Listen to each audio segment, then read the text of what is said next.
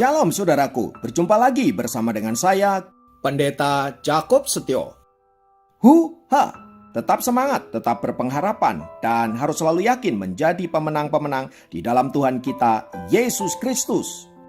Renungan firman Tuhan kali ini terambil dari Yakobus 2 ayat 23. Yakobus 2 ayat 23 berkata, "Dengan jalan demikian, genaplah nas yang mengatakan, lalu percayalah Abraham kepada Allah. Maka Allah memperhitungkan hal itu kepadanya sebagai kebenaran. Karena itu, Abraham disebut sahabat Allah." Saudara, Alkitab menceritakan dengan terbuka dan jujur kisah dan perjalanan orang-orang percaya. Kehidupan para tokoh Alkitab tidak ada yang ditutupi, baik dari segi kelemahan maupun kelebihannya. Lihatlah, hampir semua tokoh yang dicatat dalam Alkitab memiliki kelemahan dan keterbatasan, mulai dari Adam, Nuh, Abraham, Ishak, Yakob, Daud, Salomo, dan tokoh-tokoh yang lain. Semuanya adalah orang-orang yang memiliki kelemahan mereka masing-masing. Namun demikian, Allah tetap berkenan memilih mereka sebab Allah melihat di dalam diri mereka ada sesuatu yang berharga. Bukan karena mereka adalah orang-orang yang baik, melainkan karena mereka orang yang mau dibentuk dan diproses oleh Allah. Secara khusus, tokoh yang akan kita bahas kali ini adalah seseorang yang disebut sebagai sahabat Allah. Begitu istimewakah orang ini sehingga disebut sebagai sahabat Allah? Sepanjang saya membaca Alkitab, tak banyak orang yang disebut sebagai sahabat Allah. Abraham adalah tokoh satu-satunya yang disebut sebagai sahabat Allah. Tentu saja, selain orang-orang percaya yang disebut Yesus sebagai sahabat-sahabatnya. Pertanyaannya adalah, apakah Abraham orang yang tidak punya kelemahan dan bahkan menyebut Abraham sebagai sahabatnya? Roma 4 ayat yang ke-18 mencatat, "Sebab sekalipun tidak ada dasar untuk berharap, namun Abraham berharap juga dan percaya bahwa ia akan menjadi bapa banyak bangsa. Menurut yang telah difirmankan, demikianlah banyaknya nanti keturunanmu." Saudara, Abraham memang pernah gagal untuk mempercayai Allah sepenuhnya. Namun ia tidak berhenti sampai di situ, melainkan ia bangkit lagi dan membangun imannya kembali kepada Allah. Ia terus berharap, sekalipun faktanya tidak seperti yang ia harapkan. Dan luar biasanya, pengharapan di dalam Tuhan itu tidak pernah mengecewakan. Sebab pada akhirnya, Allah menggenapi janjinya kepada Abraham dan memberikan Ishak sebagai anak perjanjian. Belajar dari kisah Abraham tersebut, saudara-saudara, sekalipun kita adalah orang-orang pilihan Allah, tidak berarti Allah meniadakan kelemahan-kelemahan kita. Kita masih bisa gagal, kita masih bisa untuk tidak taat kepada Allah. Namun kita tidak boleh terus tinggal dalam situasi demikian. Bangunlah, bangkitlah, dan jadilah pemenang di dalam Tuhan. Sebab Allah memanggil engkau bukan untuk menjadi orang yang kalah, melainkan menjadi anak-anak yang berkemenangan di dalam Tuhan. Apapun situasi dan keadaan Anda, ingatlah bahwa Allah sanggup bekerja dalam segala perkara untuk mendatangkan kebaikan bagi orang-orang yang mengasihi Dia. Karena itu, saudaraku, jangan menyerah dengan keadaan. Bangunlah imanmu, kuatkanlah hatimu, dan teguhkanlah pengharapanmu. Saya percaya suatu kali Allah akan menyatakan kuasa-Nya sehingga engkau melihat betapa penyertaan Allah itu sempurna dalam hidup kita. Sebagaimana Allah menyertai Abraham, demikian juga Allah menyertai kita semua. Janji ini berlaku untuk kita semua, dan untuk meneguhkan iman kita, saya ingin membagikan pengalaman dari seorang ibu yang pernah gagal dalam mengiring akan Tuhan, namun ia bangkit lagi dan menemukan panggilannya sehingga ia kemudian menjadi pelayan Tuhan yang diberkati oleh Allah. Tetap di dalam hadirat Tuhan Bapak Ibu Saudara. Tidak pernah terbayangkan sebelumnya di dalam kehidupan saya kalau saya bisa mengikut Tuhan, bisa melayani Tuhan, semua karena kemurahan Tuhan, semua karena anugerah Tuhan saja. Boleh saya kesaksian sedikit Bapak Ibu Saudaraku?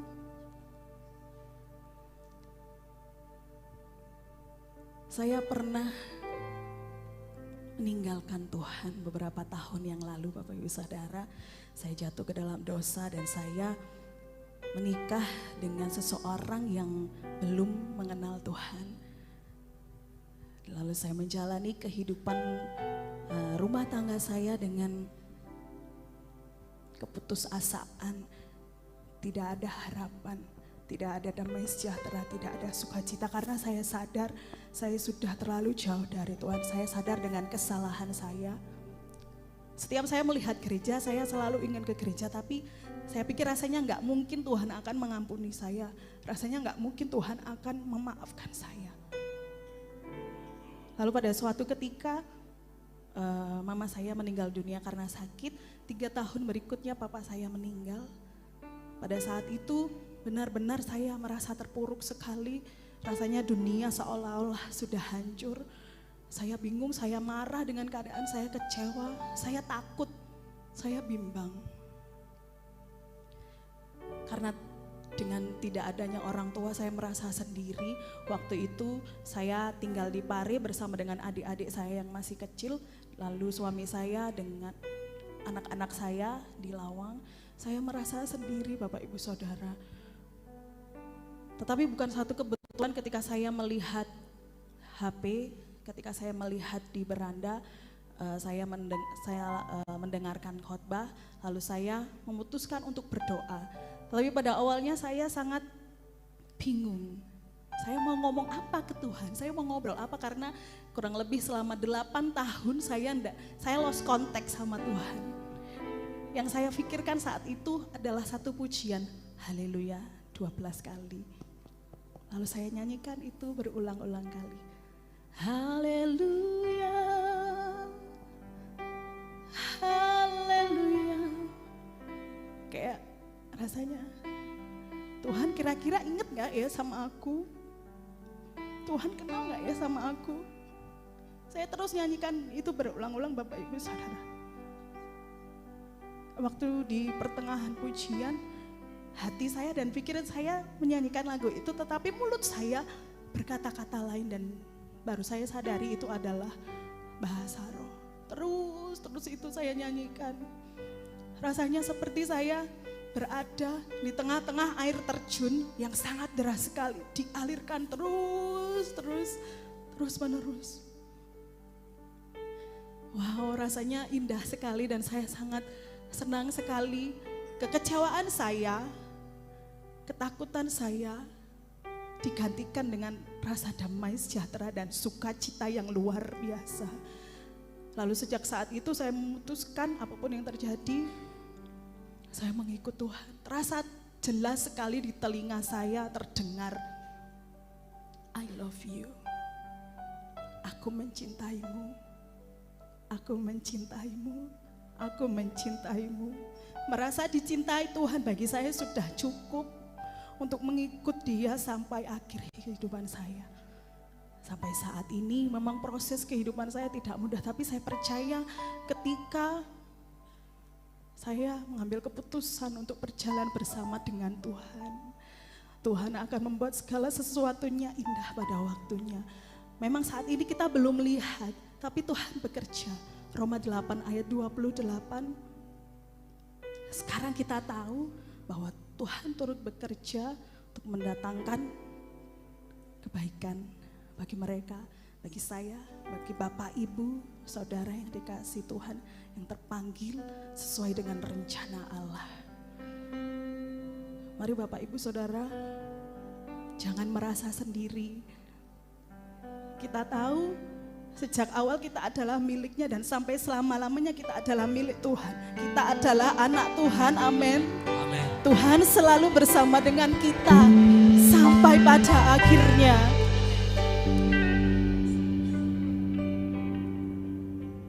Jangan pernah merasa lelah untuk menyembah Tuhan. Kita dicintai Tuhan, kita dikasih Tuhan sebagai anaknya. Berikan sorak-sorai kembali buat Tuhan Yesus. Kalau ibu ini dapat melewati tantangan hidupnya, Anda dan saya juga pasti bisa. Mari bangkit, mari terimalah kuasa dari tempat yang maha tinggi yang akan membawa engkau untuk mengalami pengalaman yang dahsyat bersama dengan Tuhan. Mari kita berdoa. Apapun situasi dan keadaanmu, saya percaya Tuhan sedang ada di sini dan Tuhan sedang ingin melawat kita untuk memulihkan kita agar kita menjadi anak-anak-Nya yang berkemenangan. Engkau yang sakit, pegang bagian yang sakit serta berdoa kepada Allah, mintalah kesembuhan dan pemulihan. Engkau yang sedang ada dalam pergumulan rumah tangga, tengadahkan tanganmu dan terimalah berkat dari tempat yang maha tinggi yang akan memulihkan keluargamu.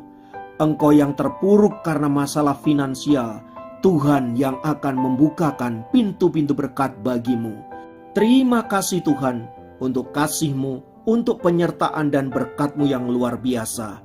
Kami siap menjadi saksi-Mu, kami siap Engkau pakai menjadi alat di tangan-Mu.